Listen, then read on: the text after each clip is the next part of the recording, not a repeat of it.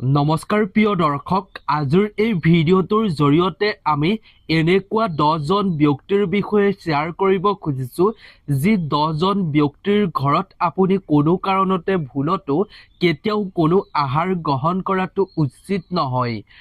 আজিৰ এই ভিডিঅ'টোৰ জৰিয়তে আমি সুন্দৰভাৱে আপোনালোকৰ লগত শ্বেয়াৰ কৰিম আপুনি কোন 10জন মানুহৰ ঘৰত কোনো ধৰণৰ আপুনি আহাৰ গ্ৰহণ কৰাটো উচিত নহয়। প্ৰিয় দৰ্শক, আচলতে কোন সেই 10জন ব্যক্তি যাৰ ঘৰত আচাৰ্য চাণক্যই কোনো আহাৰ গ্ৰহণ কৰাটো উচিত নহয় বুলি কোৱা হৈছে। প্ৰিয় দৰ্শক, আপুনিও ইয়াৰ বিষয়ে সকলো কথা জানি লোৱাটো খুবেই উচিত। নহ'লে আপুনি ভুলতে কেতিয়াবা এই 10জন ব্যক্তিৰ ঘৰত যদি আপুনি কোনো ধৰণৰ আহাৰ গ্ৰহণ কৰে, তেতিয়াহ'লে আপুনি আহাৰ গ্ৰহণ কৰাৰ ফলত আপোনাৰ মন আৰু মস্তিষ্কৰ দুয়োটাই আপোনাৰ দূষিত হৈ পৰিব। সেইবাবে এই 10জন মানুহৰ ঘৰত কোনো ধৰণৰ আপুনি আহাৰ গ্ৰহণ কৰাটো উচিত নহয় বুলি চাণক্যই পৰামৰ্শ দিছে তেওঁৰ নীতিত। অৱশ্যে প্ৰিয় দৰ্শক, এইসমূহ কথা আচাৰ্য চাণক্যই কোৱা নাই। গৰুড় পুৰাণতো এইসমূহ কথা স্পষ্টভাৱে উল্লেখ আছে। প্ৰিয় দৰ্শক, হয়তো বহুতে আজিৰ এই কথাখিনি মানি ল'ব নোৱাৰিব পাৰে, কিন্তু প্ৰিয় দৰ্শক, এটা কথা সেইসকলে মনত ৰখাটো ভাল যে গৰুড় পুৰাণ বা আচাৰ্য চাণক্যৰ নীতিত উল্লেখ কৰা এই কথাসমূহ আজিৰ তাৰিখত সঁচা বুলি প্ৰমাণিত হৈ আহিছে। গতিকে প্ৰিয় দৰ্শক, আহক আজিৰ এই ভিডিঅ'টোৰ জৰিয়তে আমি জানি লওঁ সেই বিশেষ 10জন মানুহৰ বিষয়ে যাৰ ঘৰত কেতিয়াও আপুনি কোনো ধৰণৰ আহাৰ গ্ৰহণ কৰিব নালাগে। প্ৰিয় দৰ্শক, মূল কথাখিনিৰ মাজলৈ আগবঢ়াৰ পূৰ্বে আপোনালোকক এটা অনুৰোধ, আপোনালোকে আমাৰ এই ভিডিঅ'টো কোন ঠাইৰ পৰা চাই আছে তাৰ বিষয়ে অৱশ্যেই জনাব।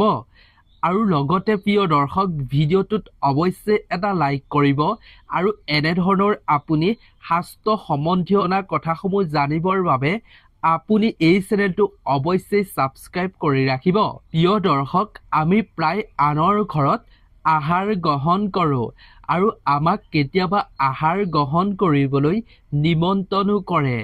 কিন্তু প্ৰিয় দৰ্শক, গৰুড় পুৰাণ আৰু চাণক্যৰ নীতিৰ অনুসৰি আপোনাক যদি এই 10জন মানুহৰ ঘৰত আহাৰ গ্ৰহণ কৰিবৰ বাবে নিমন্ত্ৰণ জনায়, তেতিয়াও আপুনি ভুলতো কেতিয়াও আহাৰেই হওক বা যিকোনো বস্তু আপুনি কেতিয়াও গ্ৰহণ নকৰিব। 1 নম্বৰতে হৈছে প্ৰিয় দৰ্শক, শোষণ বঞ্চনা কৰা মানুহ। এনে মানুহৰ ঘৰত কেতিয়াও ভুলতো আহাৰ গ্ৰহণ কৰিব নালাগে। আজিৰ সমাজত এনেকুৱা বহু মানুহ আছে যিয়ে সুতলৈ টকা দি বা কিবা বস্তুৰ বিনিময়ত আনক টকা দিয়ে। প্ৰিয় দৰ্শক, ইয়াৰ ভিতৰত অধিকাংশ কিছুমান লোকে মানুহৰ অসহায় অৱস্থাৰ সুযোগ লৈ তেওঁলোকৰ প্ৰাপ্যখিনিও কাঢ়ি লৈ লয়। প্ৰিয় দৰ্শক, যিখিনি তেওঁলোকে লোৱা টকা কিবা কাৰণত যদি সঠিক সময়ত ঘূৰাই দিব নোৱাৰে, তাৰ পিছত দুগুণ সুদ বঢ়াই দুগুণ টকা সেই দুৰ্বল মানুহৰ পৰা শোষকবোৰে সংগ্ৰহ কৰে। প্ৰিয় দৰ্শক, এনেধৰণৰ মানুহৰ ঘৰত যদি আপুনি কেতিয়াবা আহাৰ গ্ৰহণ কৰে নাইবা আপুনি এনে মানুহৰ সৈতে কথা পাতে, তেতিয়াহ'লে আপোনাৰ মন আৰু আপোনাৰ চিন্তা সকলো দূষিত হৈ পৰিব। কিয়নো প্ৰিয় দৰ্শক, তেওঁ আনক শোষণ কৰা উপাৰ্জনেৰে আপোনাক খুৱাইছে। তেওঁ মগজুত সদায় কেনেকৈ মানুহক ঠগি খাব পাৰি, কেনেকৈ ঠগিব পাৰি, দুৰ্বল অৱস্থা চাই সুতলৈ টকা পইচা দি তাৰ বিষয়ে চিন্তা কৰি থাকে। গতিকে প্ৰিয় দৰ্শক, এনে পাপী মানুহৰ ঘৰত যদি আপুনি আহাৰ গ্ৰহণ কৰে, আপোনাৰ মন মগজুত নেতিবাচক বিচাৰে ভৰি পৰিব পাৰে। সেইবাবে আচাৰ্য চাণক্য আৰু গৰুড় পুৰাণৰ অনুসৰি এনে মানুহৰ পৰা সদায় দূৰত থাকিবলৈ পৰামৰ্শ আগবঢ়োৱা হৈছে। 2 নম্বৰতে হৈছে কোনো চোৰ ডকাইতি কোনো অপৰাধীৰ লগত জড়িত মানুহৰ ঘৰতো কেতিয়াও পানী এটোপাল খোৱাটো উচিত নহয় বুলি কোৱা হৈছে। গৰুড় পুৰাণ আৰু চাণক্যৰ নীতিৰ অনুসৰি কোৱা হৈছে এনে মানুহৰ ঘৰত যদি আপুনি পানী এটোপাল হ'লেও খায়, এনে মানুহৰ ঘৰত খোৱা বোৱা কৰিলে, আহাৰ গ্ৰহণ কৰিলে তেওঁ কৰা সেই অপকৰ্মৰ প্ৰভাৱ আপোনাৰ ওপৰতো পৰাৰ পূৰ্ণ সম্ভাৱনা থাকে। সেইবাবে এনে মানুহৰ পৰা সদায় দূৰত থাকিবলৈ চেষ্টা কৰিব। ৩ নম্বৰতে হৈছে প্ৰিয় দৰ্শক, বহুত বেছি খঙাল মানুহ। যি মানুহে অনবৰতে সৰু সৰু কথাতে খং কৰে, যাৰ মনত অনবৰতে ক্ৰোধৰ অৰ্থাৎ খঙৰ দাবানাল জ্বলি থাকে, তেনে মানুহৰ ঘৰত কেতিয়াও আহাৰ গ্ৰহণ কৰাটো উচিত নহয় বুলি কোৱা হৈছে। চাণক্যই কৈছে যে ক্ৰোধত মানুহে ভুল কি শুদ্ধ কি সেয়া বিচাৰ কৰিব নোৱাৰা হৈ পৰে। সেইবাবেই এনে মানুহৰ ঘৰত আহাৰ গ্ৰহণ কৰিলে আপুনি যিকোনো পৰিস্থিতিৰ সন্মুখীন হ'বলগীয়া হ'ব পাৰে। ক্ৰোধ অৰ্থাৎ খং দমন কৰিব নোৱাৰা মানুহে কেতিয়া খঙত কি কৈ দিব পাৰে তাৰ কোনো ঠিক নাই। এনে মানুহৰ পৰা সন্মান হানি হোৱাৰ আশংকাই অধিক থাকে বুলি কোৱা হৈছে। ইয়াৰ উপৰিও কোৱা হৈছে যে প্ৰিয় দৰ্শক, এনে মানুহৰ স্বভাৱৰ যি বেয়া প্ৰভাৱ, সেই বেয়া প্ৰভাৱ আপোনাৰ ওপৰতো পৰিব পাৰে বুলি চাণক্যই পৰামৰ্শ দিছে। সেইবাবেই এনে মানুহৰ পৰা সদায় বাচি থাকিবলৈ পৰামৰ্শ দিয়া হৈছে। ৪ নম্বৰতে হৈছে প্ৰিয় দৰ্শক, সংক্ৰমিত ৰোগত আক্ৰান্ত হৈ থকা মানুহৰ ঘৰতো কোনো ধৰণৰ আহাৰ গ্ৰহণ কৰিব নালাগে। যদি কোনো ব্যক্তি দীৰ্ঘদিন ধৰি সংক্ৰমিত ৰোগত আক্ৰান্ত হৈ থাকে, তেন্তে সেই ব্যক্তিৰ পৰা সদায় দূৰ হৈ বাচি থাকিব লাগে। কাৰণ প্ৰিয় দৰ্শক, সেই সংক্ৰমিত বেমাৰৰ বীজাণু তেওঁ আশে পাশে বায়ুৰ লগত মিহলি হৈ থাকে। গতিকে এনে মানুহৰ ওচৰত যদি আপুনি গৈ ৰৈ থাকে, নাইবা আপুনি এনে মানুহৰ ঘৰত কিবা বস্তু খায়, তেতিয়াহ'লে সেই ৰোগ আপোনাৰ গালৈও বিয়পিব পাৰে। সেইবাবেই প্ৰিয় দৰ্শক, এনেধৰণৰ মানুহৰ পৰা যিমান পাৰে সিমান দূৰত্ব বজাই চলাটো আপোনাৰ বাবেই মংগল। ৫ নম্বৰতে হৈছে প্ৰিয় দৰ্শক, চৰিত্ৰহীন নাৰীৰ ঘৰত কেতিয়াও একো খাদ্য খোৱাটো উচিত নহয়। একো বস্তুৱে নাখাব। চাণক্যই কৈছে যে কোনো মানুহেই চৰিত্ৰহীন নাৰীয়ে ৰন্ধা বঢ়া কৰা চৰিত্ৰহীন নাৰীৰ ঘৰত কোনো ধৰণৰ আহাৰ গ্ৰহণ কৰাটো কেতিয়াও উচিত নহয় বুলি কোৱা হৈছে। প্ৰিয় দৰ্শক, চৰিত্ৰহীন নাৰী মানে কেৱল পৰপুৰুষৰ সৈতে অবৈধ সম্পৰ্ক থকা বা অসৎ কৰ্মত লিপ্ত থকা নাৰীকেই বুজোৱা হোৱা নাই। সেইগৰাকী নাৰীকো চৰিত্ৰহীন বুলি কোৱা হৈছে, যিয়ে ধৰ্ম কৰ্ম একোৱেই নামানে, যি অধৰ্মী বা ধাৰ্মিক নহয়। গৰুড় পুৰাণ আৰু চাণক্যৰ নীতিৰ অনুসৰি কোৱা হৈছে যে যি মানুহে এনে নাৰীৰ ঘৰত বা এনে নাৰীয়ে ৰন্ধা বঢ়া খাদ্য গ্ৰহণ কৰে, তেতিয়াহ'লে সেই নাৰীৰ যি পাপ লাগে, সেই পাপৰ সমভাগী যিজনে সেৱন কৰিব, গ্ৰহণ কৰিব খাদ্য, সেইজনৰ ওপৰতো পাপৰ প্ৰভাৱ পৰিব বুলি কোৱা হৈছে। সেইবাবেই এনে নাৰীৰ ঘৰত বা এনে নাৰীৰে ৰন্ধা খাদ্য কেতিয়াও গ্ৰহণ নকৰিব। ৬ নম্বৰতে হৈছে প্ৰিয় দৰ্শক, কিন্নৰৰ হাতেৰে বা কিন্নৰৰ ঘৰতো কেতিয়াও আপুনি ভোজন নকৰিব। প্ৰিয় দৰ্শক, কিন্নৰক দান কৰাৰ বিশেষ বিধান আছে। এইটো বিশ্বাস কৰা হয় যে কিন্নৰক দান কৰিলে মনৰ ইচ্ছাসমূহ অতি সোনকালেই পূৰ্ণ হয়। চাণক্যৰ নীতিত উল্লেখ কৰা হৈছে যে কিন্নৰক দান কৰিব লাগে, কিন্তু কিন্নৰৰ ঘৰত ভুলতো কোনো আহাৰ গ্ৰহণ কৰিব নালাগে।